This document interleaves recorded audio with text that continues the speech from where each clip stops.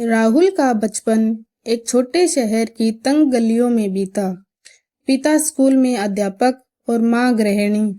घर में बहुत धन नहीं था, लेकिन प्यार की कमी कभी नहीं रही। राहुल किताबों से दोस्ती करता और माँ की कहानियों में अपनी दुनिया ढूंढता। दूसरी ओर नंदिनी का बचपन एक बड़े परिवार में बीता। उसके पिता सरकारी अफसर थे।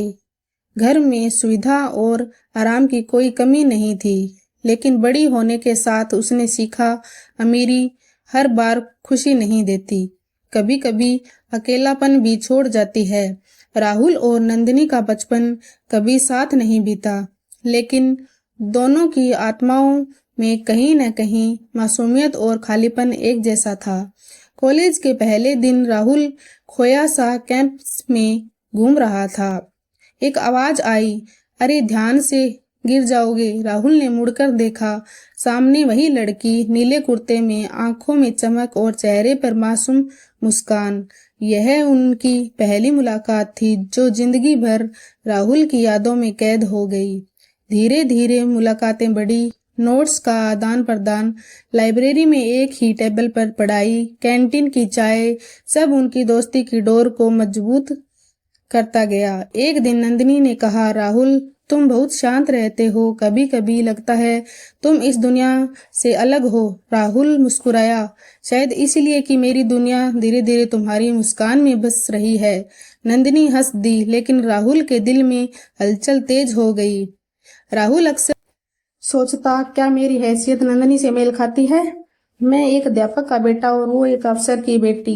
राहुल की माँ अक्सर उससे समझाती, बेटा इंसान का कद उसके सपनों से बड़ा होता है, पैसों से नहीं। उधर नंदिनी का परिवार उसे हमेशा ऊंचे सपनों की ओर धकेलता। नंदिनी, तुम्हें अपने बराबरी के घर में जाना चाहिए, उसके पिता कहते। पर नंदिनी राहुल की सादगी और ईमानदारी से प्रभावित हुए बिना नहीं रह पाती थी। एक शाम गार्डन में राहुल ने हिम्मत जुटाई, नंदिनी मैं तुम्हें सिर्फ दोस्त नहीं मानता, तुम्हारे बिना मैं अधूरा हूँ। नंदिनी, मैं तुमसे प्यार करता हूँ। नंदिनी ने गहरी सांस लेते हुए कहा, राहुल तुम बहुत अच्छे हो, लेकिन मैं तुम्हें सिर्फ दोस्त मानती हूँ, और सच कहूँ तो मेरे घर वाले कभी हमें स्वीकार नहीं करेंगे। राहुल ने आंसू रोकते हुए कहा, ठीक है, तुम्हारी दोस्ती ही मेरे लिए काफी है।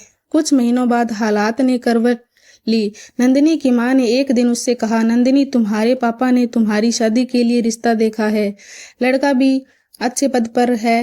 नंदिनी सन्न रह गई। वह उसी रात राहुल से मिली। राहुल, अगर तुम चाहो तो चलो अपने परिवार से बात करो। शायद राहुल की आंखों में उम्मीद की किरण चमकी। उसने घर जाकर माँ से कहा, माँ मैं नंदिनी से शादी करना चाहता हूँ। माँ ने बेटे का चेहरा देखा, लेकिन चुप रह गई। पिता ने गहरी आवाज में कहा, राहुल वो लोग हमारे जैसे लोगों को कभी स्वीकार नहीं करेंगे। ये रिश्ते सिर्फ दिल से नहीं, समाज और हैसियत से भी जुड़ते हैं। राहुल समझ गया, उसका सपना अधूरा ही रहने वाला है। धीरे धीरे नंदिनी राहुल से दूर होने लगी।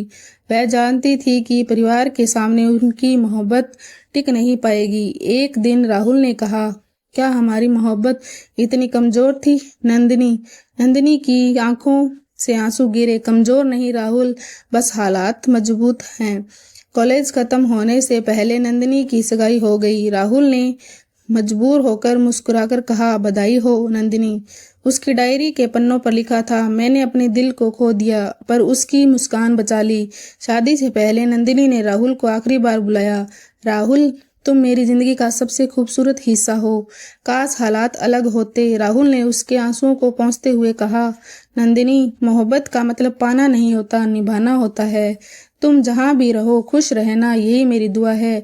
दोनों ने आंसुओं के साथ मुस्कुराने की कोशिश की और हमेशा के लिए जुदा हो गए।